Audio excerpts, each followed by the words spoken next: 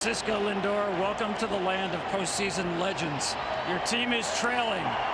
You hit a game, go-ahead, grand slam in the first time the New York Mets have clinched a postseason series in this ballpark, and now the chance to play for the National League pennant. What does this moment, this night mean to you? You said it yesterday. We had a great opportunity in our hands, and that's what it is today. It's a great opportunity. We're blessed to do this in front of the fans. We just keep climbing. My at-bat doesn't come up if it wasn't for the guys in front of me. Yeah, today I was the one that drove in runs, but it could have been anybody. Francisco, you saw 4 straight fastballs and squared up the 4th one. Take me through that at-bat and the way that you ran around the bases. What's going through your mind? I was just trying to get a good pitch to hit and bring one run hit in, and it worked out. It went over the fence. I wasn't trying to be the guy. I was just trying to continue the momentum that the guys had. Francisco, you hear this crowd. You hug the owner, Steve Cohen.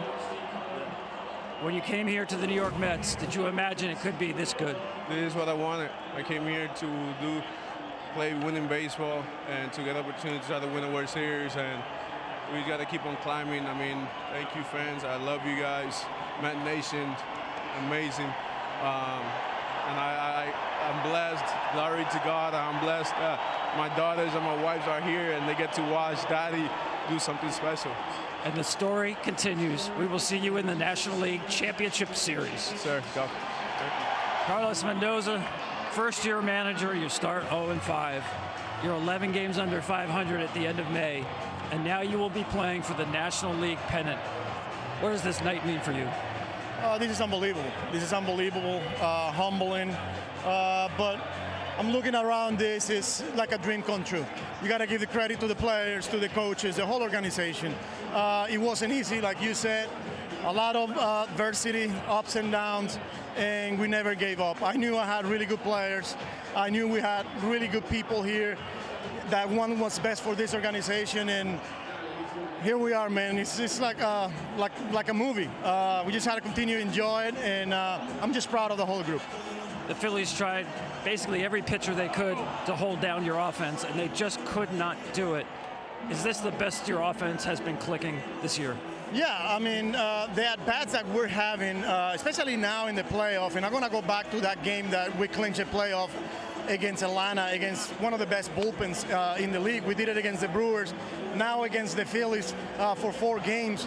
I think it's just people believing in themselves, believing in their teammates, passing the baton, not trying to do too much, controlling the strike zone, and just staying in the moment, putting the ball in play, and I'm just proud of them.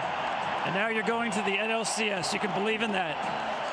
Yeah, we got to continue to believe, you know. Congratulations, Carlos. We'll see you at the LCS. Hey! And the story continues. Hey, yeah. When we clinch in Atlanta, hold on. When we clinch in Atlanta, we thank the best owners in the world, Steve and Alex. We thank our front office, David, baseball operations. We thank you guys in here, the trainers, everyone. Now, let's celebrate our families. Let's celebrate our wife, our parents, your kids, that behind the scenes are right there with us. Yeah. And lastly, our fan base.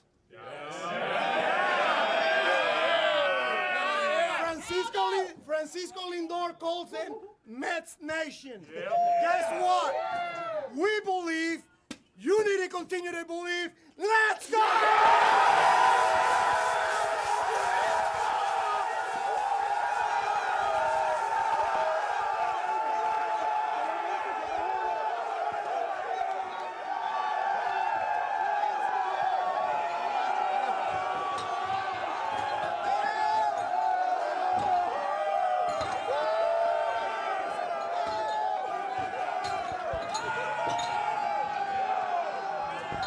Brandon, it's Kevin Burkhardt and the Fox guys. Congratulations.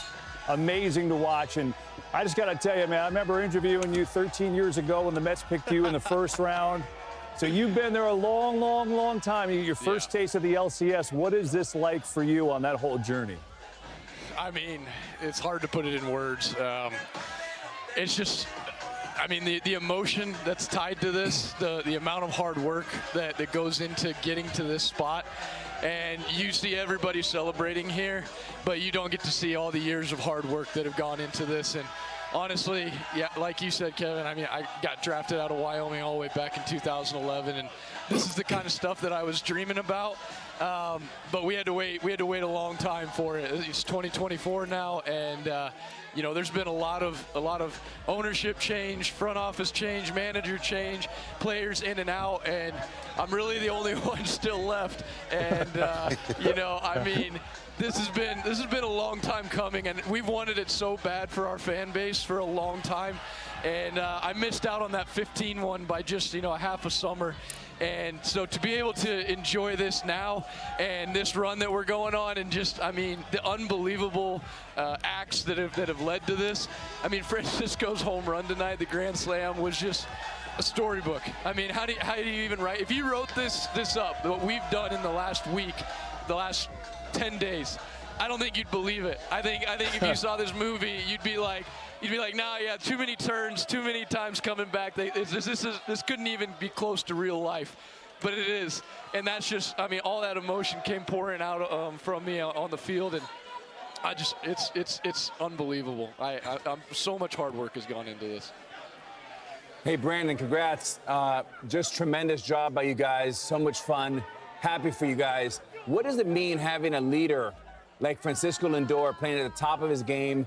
I know he called a meeting when you guys were 10 games out and everybody gave up on you guys. What does it mean to have a guy like that playing at the highest level in this moment?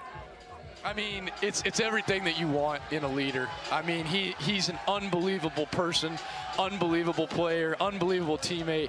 He's just, I mean, he's five-tool at everything he does, you know? And it's been such a pleasure to be around him, because he's just one of the best people that I've ever known, and he wants everyone around him to do well and to be lifted up. Oh, God. Got him. I don't even know who that was. Hey, Brandon. Hell yeah. Hey, Brandon, be So happy anyways, here, he's man. amazing. Oh, Brandon. Sorry, Dave. That's fine. Big Papi right here. Congratulations, man. I was going to ask about your emotion, but I'm not even going to go there. Now, you're one of the guys that has been there the longest. Talk to me about your new manager, Carlos Mendoza, man.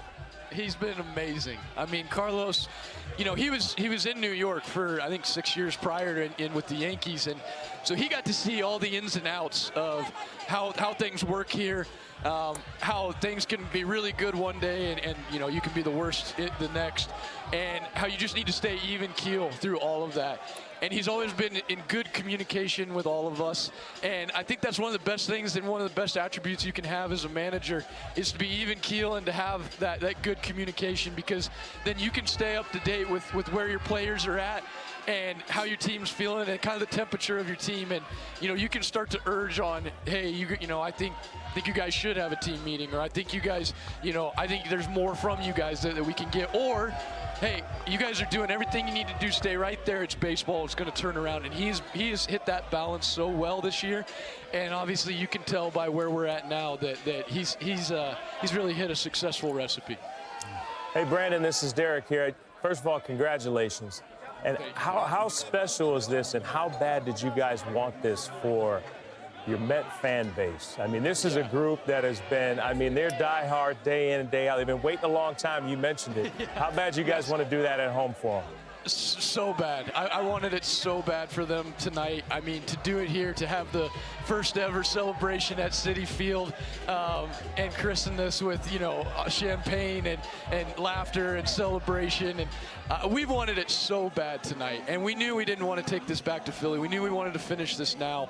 And it took a long time. I mean, you know, we had to hit on that dam for a long time before it finally broke. We got in a lot of good situations early in the game, and you know, Francisco finally broke through for us. But I mean, I've been up here in the big leagues since 16, and as you know, Derek, the Mets, you know, were kind of thought of as like the other team in New York. And you know, when Steve bought this team, he had a team a dinner where he took us all individually and took time to have a dinner with us individually and said, how can we make this a world-class club? How can we change the narrative on the New York Mets and make them not just the other team in New York, but the team? And I credit them for wanting to do that and for wanting to make this team the absolute best and a world standard. And so we wanted to get it done right here, right from the top to the bottom. And I'm so glad that we were able to do that for Mets Nation.